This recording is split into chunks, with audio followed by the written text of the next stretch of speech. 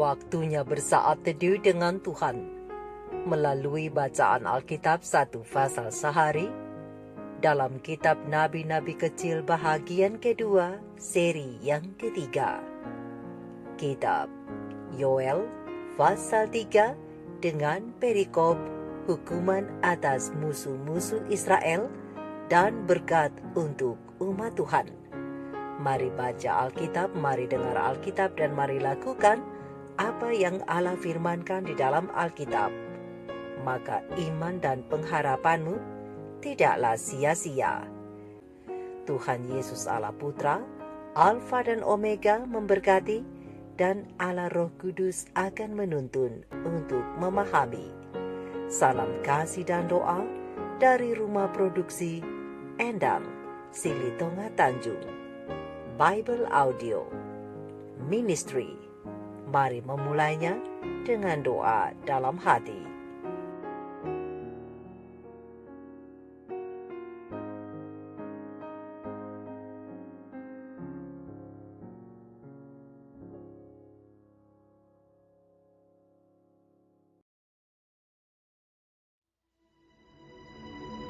Sebab sesungguhnya pada hari-hari itu dan pada waktu itu, apabila aku memulihkan keadaan Yehuda dan Yerusalem, aku akan mengumpulkan segala bangsa dan akan membawa mereka turun ke lembah Yosafat. Aku akan berperkara dengan mereka di sana mengenai umatku dan milikku sendiri, Israel. Oleh karena mereka mencerai-beraikannya ke antara bangsa-bangsa dan membagi-bagi tanahku. Oleh karena mereka membuang undi mengenai umatku, menyerahkan seorang anak laki-laki karena seorang sundal, dan menjual seorang anak perempuan karena anggur untuk diminum. Lagi apakah sangkut pautmu dengan aku, hai Tirus dan Sidon, dan seluruh wilayah Filistin? Apakah kamu ini hendak membalas perbuatanku? Apabila kamu melakukan sesuatu terhadap aku, maka dengan cepat, dengan segera, aku akan membalikkan perbuatanmu itu kepadamu sendiri. Oleh karena kamu telah mengambil perakku dan emasku, dan telah membawa barang-barangku yang berharga yang indah-indah ke tempat-tempat ibadahmu, dan telah menjual orang-orang Yehuda dan orang-orang Yerusalem kepada orang Yunani dengan maksud menjauhkan mereka dari daerah mereka. Sesungguhnya aku akan menggerakkan mereka dari tempat kemana kamu menjual mereka, dan aku akan membalikkan perbuatanmu itu ke atas kepalamu sendiri. Aku akan menjual anak-anakmu laki-laki dan perempuan kepada orang-orang Yehuda, dan mereka akan menjual anak-anakmu itu kepada orang-orang Sheba, kepada suatu bangsa yang jauh, sebab Tuhan telah mengatakannya. Maklumkanlah hal ini di antara bangsa-bangsa. Bersiaplah untuk peperangan. Gerakkanlah para pahlawan. Suruhlah semua prajurit tampil dan maju. Tempalah mata bajakmu menjadi pedang, dan pisau-pisau pemangkasmu menjadi tombak. Baiklah orang yang tidak berdaya berkata, "Aku ini pahlawan." Bergeraklah dan datanglah, hai segala bangsa dari segenap penjuru, dan berkumpullah ke sana. Bawalah turun ya Tuhan, pahlawan-pahlawanmu. Baiklah bangsa-bangsa bergerak dan maju ke lembah Yosafat. Sebab di sana aku akan duduk untuk menghakimi segala bangsa dari segenap penjuru. Ayunkanlah sabit, sebab sudah masak tuayan. Marilah, iriklah, sebab sudah penuh tempat anggur, tempat-tempat pemerasan kelimpahan, sebab banyak kejahatan mereka. Banyak orang di lembah penentuan. Ya, sudah dekat hari Tuhan di lembah penentuan. Matahari dan bulan menjadi gelap, dan bintang-bintang menghilangkan cahayanya. Tuhan mengaum dari Sion, dari Yerusalem ia memperdengarkan suaranya, dan langit dan bumi bergoncang. Tetapi Tuhan adalah tempat perlindungan bagi umatnya, dan benteng bagi orang Israel. Maka kamu akan mengetahui bahwa Aku, Tuhan, adalah Allahmu yang diam di Sion, gunungku yang kudus. Dan Yerusalem akan menjadi kudus, dan orang-orang luar tidak akan melintasinya lagi. Pada waktu itu akan terjadi bahwa gunung-gunung akan meniriskan anggur baru, bukit-bukit akan mengalirkan susu, dan segala sungai Yehuda akan mengalirkan air. Mata air akan terbit dari rumah Tuhan dan akan membasahi lembah Sitim. Mesir akan menjadi sunyi sepi, dan Edom akan menjadi padang gurun tandus. Oleh sebab kekerasan terhadap keturunan Yehuda, oleh karena mereka telah menumpahkan darah orang yang tak bersalah di tanahnya.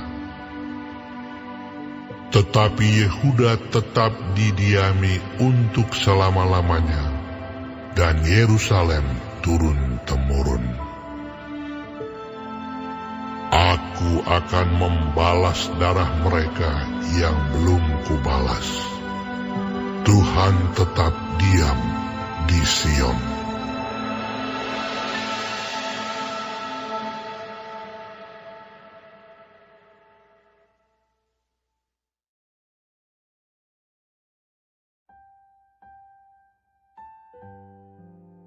Kita telah menyelesaikan bacaan Alkitab 1 pasal sehari dalam kitab Yoel, pasal yang ketiga, pasal yang terakhir dari kitab Yoel. Sedikit perenungan melalui pasal ini tentang hukuman bagi orang jahat dan berkat bagi umat Tuhan berdasarkan ayat panduan perenungan terang besar Alkitab Yoel 3 ayat 1 dan 2 dengan bunyi nas. Sebab sesungguhnya pada hari-hari itu dan pada waktu itu, apabila aku memulihkan keadaan Yehuda dan Yerusalem, aku akan mengumpulkan segala bangsa dan akan membawa mereka turun ke lembah Yosafat. Aku akan berperkara dengan mereka di sana mengenai umatku dan milikku sendiri Israel, oleh karena mereka mencerai-beraikannya ke antara bangsa-bangsa dan membagi-bagi tanahku. Sahabat-sahabat firman, sahabat-sahabat surgawi yang dikasihi oleh Tuhan di mana saja Anda berada. Kitab Yoel pasal yang ketiga ini diakhiri dengan pemisahan antara umat Allah dengan musuh-musuh Allah. Mereka yang berseru kepada Tuhan akan berdiam bersama-sama dengan Allah di Yerusalem. Namun sebaliknya, musuh umat Allah yang juga adalah musuh Allah akan dihukum. Tapi sebelum Allah menghukum mereka, Ia akan membawa bangsa-bangsa pemberontak itu untuk berkumpul di lembah Yosafat, yaitu lembah penentuan. Dan ini adalah saat-saat menegangkan, karena Allah akan mengumumkan penghakimannya. Bangsa-bangsa yang jahat itu bergetar mendengar suara Tuhan, karena suaranya seperti auman seekor singa. Hukuman akan dijatuhkan atas kejahatan bangsa-bangsa seperti Mesir dan Edom dihukum karena bertindak keterlaluan terhadap umat Tuhan. Lihat ayat yang ke-11 sampai ayat yang ke-16, Yoel pasal 3. Namun tidak demikian dengan orang yang berseru kepada nama Tuhan. Mereka akan terluput dari hukuman, dan mereka akan berdiam bersama dengan Allah di tempatnya yang kudus, Yerusalem. Demikianlah gambaran ketika keadaan dunia akan berubah menjadi tanpa kekerasan dan kekejaman. Maka segala ciptaan akan tinggal dalam damai bersama Allah. Lihat ayat yang ke-17. Erat dan karib seperti seorang ayah dan anaknya. Tetapi bukan hanya hubungan yang dipulihkan, tetapi keadaan juga akan disempurnakan. Segala bentuk kekerasan akan sirna. Semua akan damai dan teratur. Orang-orang tidak lagi meratap melainkan bersorak-sorak. Dan inilah sekilas gambaran tentang bagaimana kehidupan yang damai bersama Allah kelak nanti. Tapi bagi segenap dunia yang jahat, pena ilham ilahi roh nubuat kemenangan akhir, halaman 706 alinea pertama dan kedua, 710 alinea kedua dan 711 alinea pertama dan kedua menjelaskan bahwa segenap dunia yang jahat ini berdiri menghadap pengadilan Allah dalam tuduhan pengkhianatan besar terhadap pemerintahan sorga. Dan tidak seorang pun yang akan membela mereka. Tiada maaf bagi mereka, dan keputusan hukuman mati yang kekal telah dinyatakan bagi mereka. Sekarang nyatalah bagi semua orang bahwa upah dosa bukanlah kebebasan agung dan kehidupan yang kekal, tetapi perhambaan, kebinasaan, dan kematian. Orang-orang fasik melihat apa yang telah hilang dari mereka oleh karena kehidupan mereka yang memberontak. Bobot kemuliaan yang tak terkira dan kekal mereka remehkan pada waktu itu ditawarkan kepada mereka. Tetapi sekarang, betapa hal itu sangat diperlukan. Semua ini, teriak jiwa yang hilang itu, sebenarnya bisa saya peroleh, tetapi saya memilih untuk menjauhkan hal-hal ini dari saya. Oh, betapa suatu penyesalan yang menyedihkan. Saya telah menukarkan perdamaian, kebahagiaan, dan kehormatan dengan kemalangan, kehinaan, dan keputusasaan. Mereka semua yang jahat akan melihat bahwa tindakan tidak mengizinkan mereka masuk ke sorga adalah adil. Karena melalui kehidupan mereka, mereka telah menyatakan bahwa kita tidak mau Yesus ini memerintah kita. Api pun kemudian turun dari Allah, dari sorga. Dunia ini terbelah. Senjata-senjata yang tersembunyi di dalamnya diangkat keluar. Nyala api yang menghanguskan keluar dari setiap jurang yang menganga. Batu-batu terbakar. Oh, bahwa sesungguhnya hari itu datang, kata firman Tuhan, menyala seperti perapian. Unsur-unsur dunia akan hancur meleleh karena panas yang luar biasa. Dunia dan pekerjaan-pekerjaan yang ada di dalamnya semuanya terbakar. Terang besar Alkitab Maliaki 4 ayat 1 dan 2 Petrus 3 ayat 10. Permukaan bumi bagaikan gumpalan yang meleleh, bagaikan danau api yang besar. Itulah waktunya penghukuman dan kemusnahan bagi orang-orang fasik.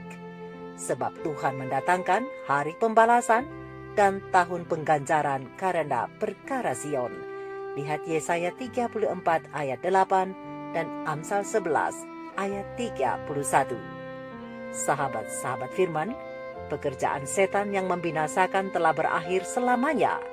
Karena selama 6.000 tahun ia telah melakukan apa yang dikehendakinya, memenuhi dunia dengan malapetaka dan mendatangkan duka cita di seluruh alam semesta. Seluruh ciptaan telah mengerang dan menderita kesakitan bersama-sama. Sekarang, makhluk-makhluk Allah terbebas dari hadirat setan dan godaannya selamanya. Dan segenap bumi sudah aman dan tentram, dan orang bergembira dengan sorak-sorai. Lihat Yesaya 14 ayat 7. Dan suatu pekik sorak pujian dan kemenangan naik dari seluruh alam semesta yang setia. Suara himpunan besar orang banyak bagaikan desau air bah, dan seperti deru guru yang hebat terdengar berkata, Haleluya! Karena Tuhan Allah kita yang maha kuasa telah menjadi Raja. Lihat Wahyu 19 ayat 6. Dan sementara bumi sedang dibungkus oleh api kebinasaan, orang-orang benar tinggal di dalam kota suci itu dengan aman. Kematian yang kedua tidak berkuasa ke atas mereka yang bangkit pada kebangkitan yang pertama. Sementara kepada orang fasik Allah itu adalah api yang menghanguskan, namun kepada umatnya Allah adalah matahari dan perisai. Seperti kata firman-Nya, Tuhan mengaum dari Sion. Dari Yerusalem, Ia memperdengarkan suaranya, dan langit dan bumi bergonjang. Tetapi Tuhan adalah tempat perlindungan bagi umatnya dan benteng bagi orang Israel. Yoel 3 ayat 16. Oleh sebab itu, sahabat-sahabat firman, sahabat-sahabatku, sahabat-sahabat surgawi, jika kita ingin berada dalam barisan umat Tuhan yang diselamatkan dan aman terlindungi dalam kota yang kudus itu waktu hari penghukuman akbar, mari singkirkan semua kesenangan yang tidak berkenan kepada Allah mulai sekarang hingga Maranatha. Mari kita renungkan ini bersama. Tuhan Yesus memberkati. Maranatha. Shalom.